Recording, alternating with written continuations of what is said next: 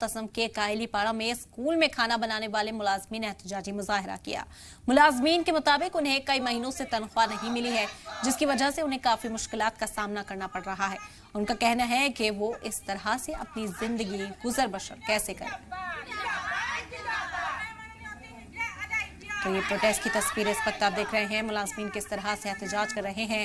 उनका कहना है कि जो तनख्वाह उन्हें अदा की जानी चाहिए वो वक्त पर उन्हें नहीं मिलती, जिसकी वजह से उनकी ज़िंदगी में कई मुश्किलात हैं। वो अपनी रोजी रोटी चलाने को भी मजबूर हो गए हैं। उन्हें लोगों के आगे हाथ फैलाने की ज़रूरत महसूस होती है। কিন্তু আজি পর্যন্ত এই 5 মাহৰ বকেয়া মাননীয় ৰন্ধন কৰ্মীসকলক আদায় নিদিলে আমি বাৰম্বাৰ সমগ্ৰ অসমৰ প্ৰত্যেকখন জিলা শিক্ষা বিষয়াৰ কাৰ্যালয়ত আমি এই কাহিলীপাৰাত আহি আমি মিছন সঞ্চালকৰ লগত আমি বিভিন্ন ধৰণে আলোচনা কৰিছোঁ। তথাপিতো কিন্তু আজি পৰ্যন্ত আমাৰ মাননীটো এই 5 মাহৰ মাননীটো আদায় দিয়া নাই। আনফালে এই অসম চৰকাৰৰ শিক্ষামন্ত্ৰীয়ে নিজৰ ইচ্ছা মতে নিজৰ মই মতালিত যি ইচ্ছা তাকে কয়। এই শেহতীয়াভাৱে শিক্ষামন্ত্ৰীয়ে কয় এই মধ্যাহ্ন ভোজনৰ কৰ্মীসকলক হেনো চৰকাৰীকৰণ নকৰে।